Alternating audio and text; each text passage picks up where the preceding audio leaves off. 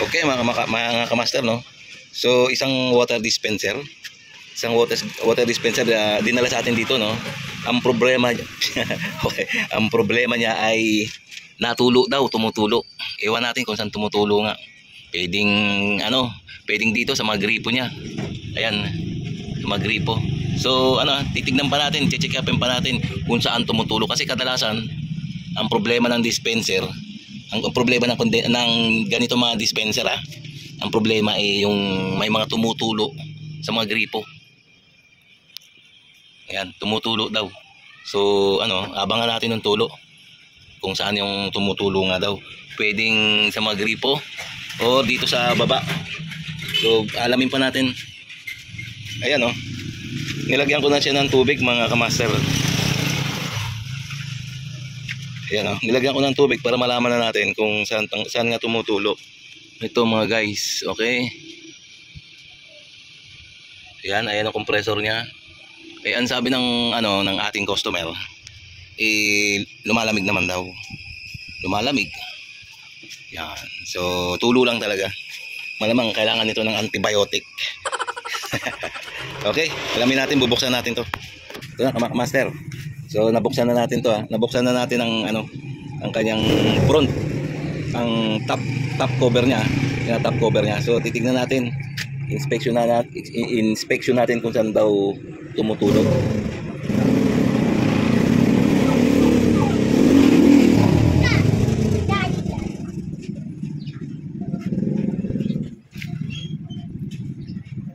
Okay, so titignan natin kung saan tumutulo talaga.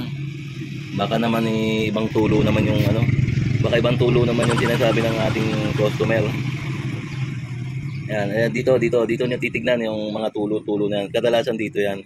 Pag mayroon mga tubig na mga nakikita ko diyan, ay sigurado na yon. Doon may tulo.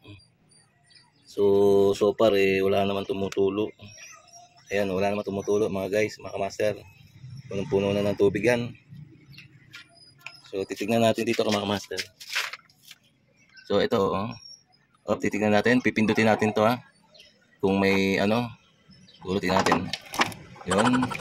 Gumagana naman yung hot. So itong cold niya, pindot. Ayan. So natural yan, siyempre. Natural yan tumutulo kapag pinipindot. Pag pinipindot. Dapat pag hangga't hindi mo pinipindot yan, naka-close yan. So walang tutulo dapat yan. So ang sabi sabi ng customer kasi hindi nila malaman kung saan daw ang tulo. Kaya nanguhula tayo dito. Hirap hanapin ito, dito daw. Dito hindi malaman kung dito wala sinabing customer. Abangan lang natin saan tumutulo. Okay, titingnan natin. Obserbahan natin 'to mga guys. Kung saan talaga daw tumutulo itong na to, kung saan tumutulo. Nako, tulo. Okay, titingnan natin to mga guys. Nako, abangan pa natin. Okay mga kamaster, okay mga kamaster, after na inobserbahan natin ng mga isang oras na inobserbahan so wala naman tulo, hindi naman tumutulo dito. So minsan ang problema kasi, kunyari ito ayan.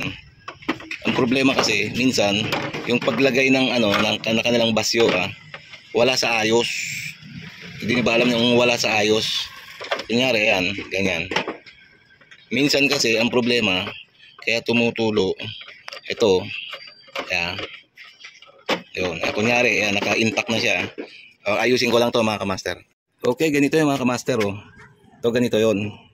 So minsan ang problema kasi yung paglagay ng nila ng basyo, yung basyo na punong-puno ng tubig, alam niyo naman yung nilalagay dito na basyo. Minsan hindi pantay. Hindi ko maipakita sa inyo kasi wala akong wala kaming basyo rito na inilalagay dito, Alam niyo naman siguro yun, mga kamaster, Minsan kaya yung tumutulo, minsan ang paglalagay ng bote ay hindi pantay. Hindi siya pantay. Minsan nakatabingi, minsan wala sa ayos ang paglalagay. Kaya ayun, nagkakaroon siya ng hangin. Once na nakatabingi at hindi siya naka-align ay magkakaroon siya ng tulo talaga. So dire-diretso yung pasok ng tubig doon. Yan, dire-diretso yung pasok ng tubig. Once na may singaw dito. Dito. Yan, makikita nyo mga kamaster dito. Pag wala sa ayos yung lagay ng basyo, yung bote. Pag wala sa ayos, kunyari nakatabingi, dito nakatabingi. So magkakaroon siya ng gap dito. Yan magkakaroon siya ng gap. Magkakaroon siya ng hangin. So magkakaroon ngayon, ang tendency ngayon, ang tubig, dire-diretso. Dahil nga mabigat yung tubig, dire-diretso ang tubig.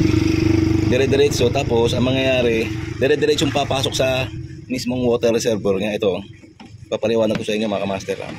Siguro na maintindihan nyo ito. Ito titig natin ito.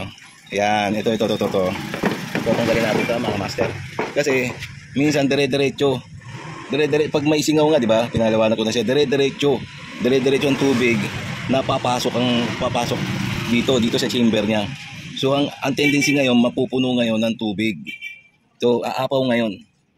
Ayan itong tubig na yan, aapaw yan hanggang dito, hanggang sa umapaw na rito, hanggang sa lumagpas na siya sa chamber. Ito.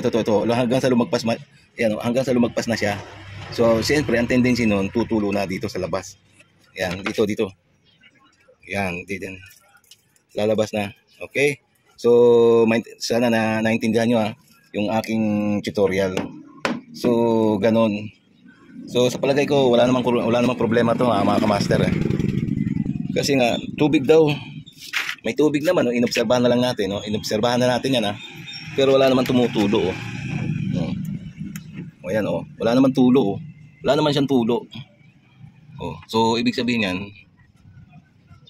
dito nga wala sa ayos at kung minsan mga kamaster, ang pagkakalagay ng dispenser tabingi. Ayan minsan nakaganyan, minsan nakaganon, minsan nakakiling siya. Ang tawag yun, nakakiling. Ayan, so wala talaga sa ayos. Dapat nakatayo siya ang dispenser, nakatayo siya ng straight ba? Para yung bote dito hindi siya kumbaga hindi siya pumuwesto ng kaliwat kanan. Kasi hindi siya pumuwesto ng kaliwat kanan. So ang mangyayari, ang tendency ng bote niyan, yung bote so magkakaroon pag nakatabingi siyang ganon, so magkakaroon siya ng awang dito, papasok ang hangin. So dire-diretso ngayon ng tubig, ang pasok ng tubig noon. Once na may hangin na pumasok dito. Yan, okay? So sana naintindihan niyo mga kamaster. Ayan nilagay ko Once na nakatabingi siya, o magkaroon siya ng gap hangin dito dire-diretso na ang tubig yan. Dire-diretso na yung pasok ng tubig yan hanggang sa mapuno na yung chamber, yung lagay ng tubig sa loob. Yan, hanggang sa mapuno na yan. So ayun, siyempre ang tendency nun